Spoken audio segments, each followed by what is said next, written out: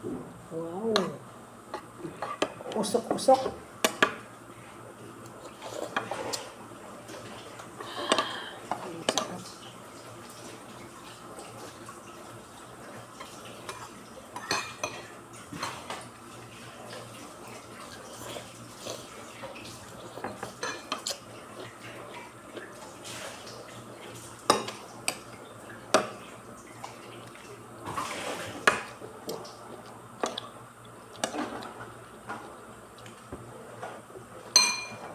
Yung sopas ko, kapon lagyan ko ng beans. Pinagalitan kasi ayaw niya mag-ano eh.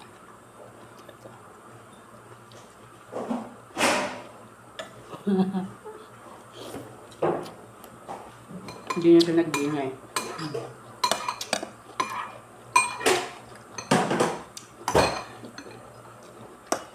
Naman yung minsan pag-usan kayo. Maramdaman nyo rin yung ano galit sa inyo. Tinignan ko siya. Maganda.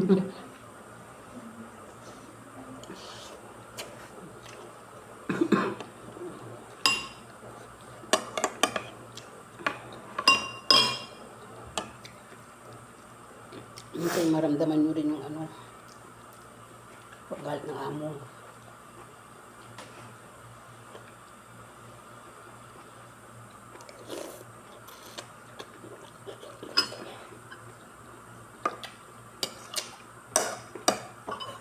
Tsaka akala kasi niya maganda yung ginagawa niya.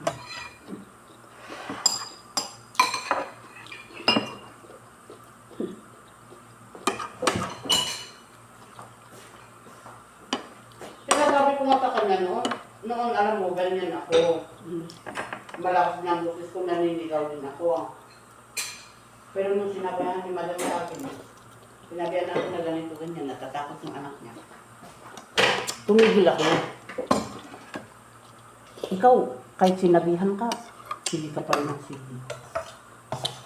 Masarap tong luto ni Kuya Josa. Tuna. Akala ko chicken pastel. Kasi nga nag-breakfast nga kami doon sa park kahapon. Akala ko chicken pastel, yun pala tuna pastel pala. Ano sinawag niya? Tuna lang. Tuna, tapos kamatis.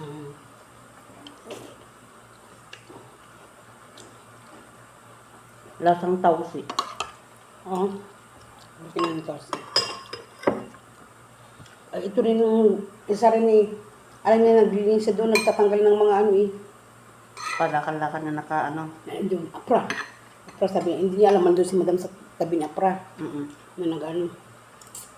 Hindi may mix apra. Sinigawan niya apra, ay ninima, apra. Sabi nga rin ni Madam. Sabi niya, kasi may kosat nga siya, hindi makaroon si Madam eh.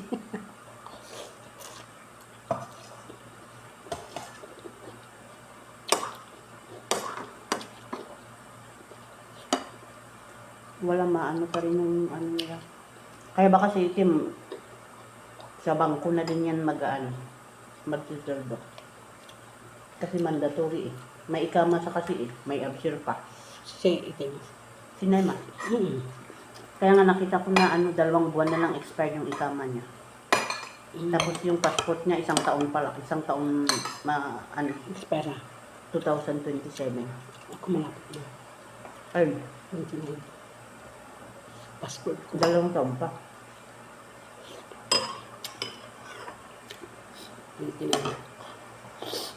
Ay, hindi ko.